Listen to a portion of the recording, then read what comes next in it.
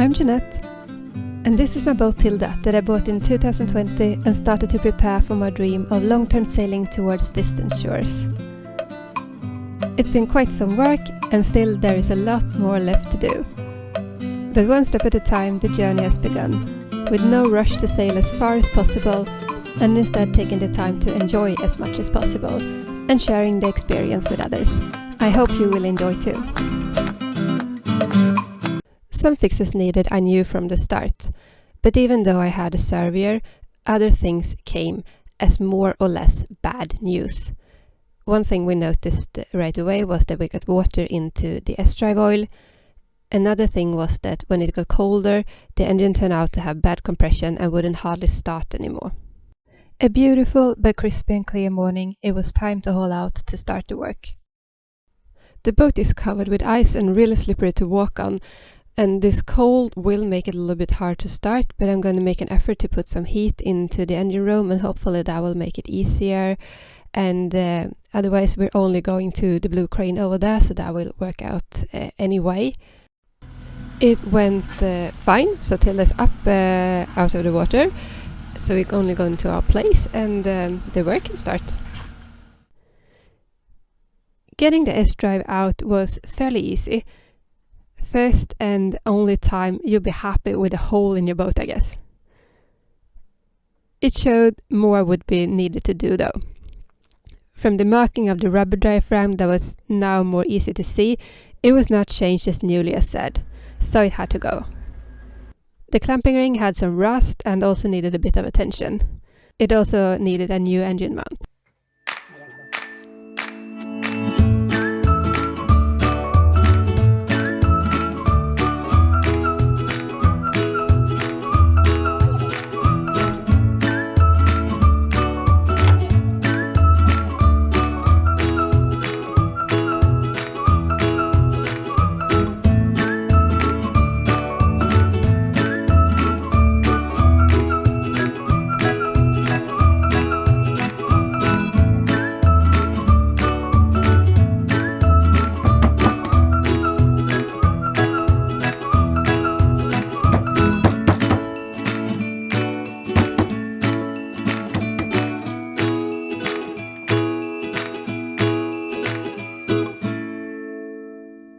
The propeller shaft is out, and this is a little bit hard to open without special tools, so I'm just going to clean it up a little bit and leave it to the pros and hope I get it back as soon as possible.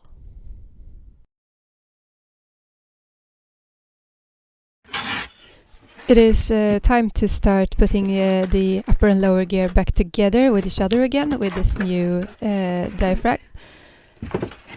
And you can see here they have got new paint and look nice.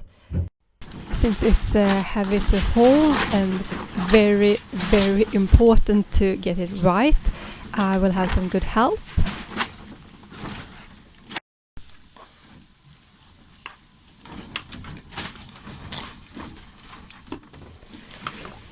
Then we ran into a little bit of problem. Remember the engine job? Well, now it was done fixing the bad compression, but you see this little thing? It turned out they had mounted it the wrong way, like 180 degrees. And fixing that, I broke a screw. And that little stupid thing took me almost an entire weekend to fix before we could get going again.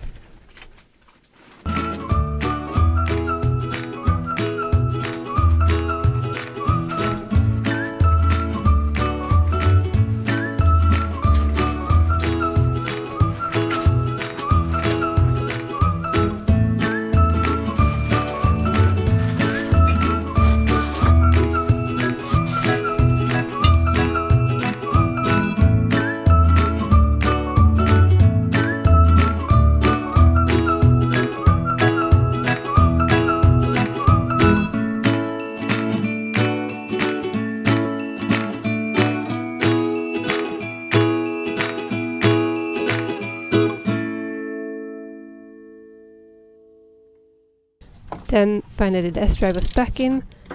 Not equally easy as taking it out, but it worked okay.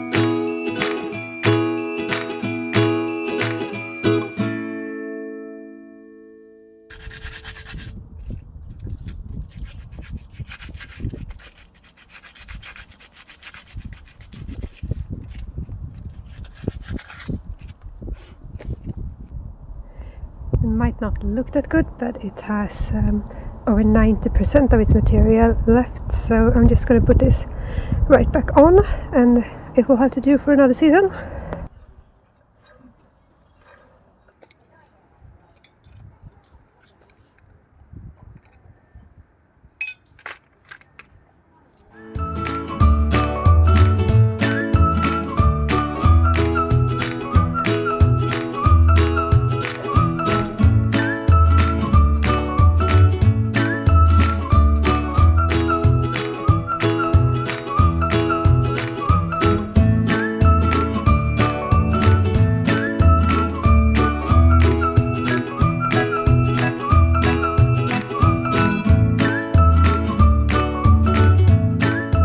Other things were not mandatory but seemed realistic to fix. For instance, I cannot understand why an autopilot is placed where you cannot reach it from the steering wheel, or how the wiring is done so that the cable comes out every time the hatch opens. It's very easy to start a small project that will grow into a huge amount of work. Well, it cannot be fixed without removing all of this. And when I had done that, I thought, why not also repaint the anti-slip that started to be a bit worn? Almost everything was now anyway disassembled. Then taking the autopilot away required a whole new solution for the panel, since it left a big hole. I needed a new one that could also more simply be opened in the future, and while fixing this I also mounted an extra instrument. And then finally it was time for the big test. Would she float? And would the engine start? In the next episode you will find out. And if you like this video, please click the subscribe button and give it a big thumbs up. See you next week.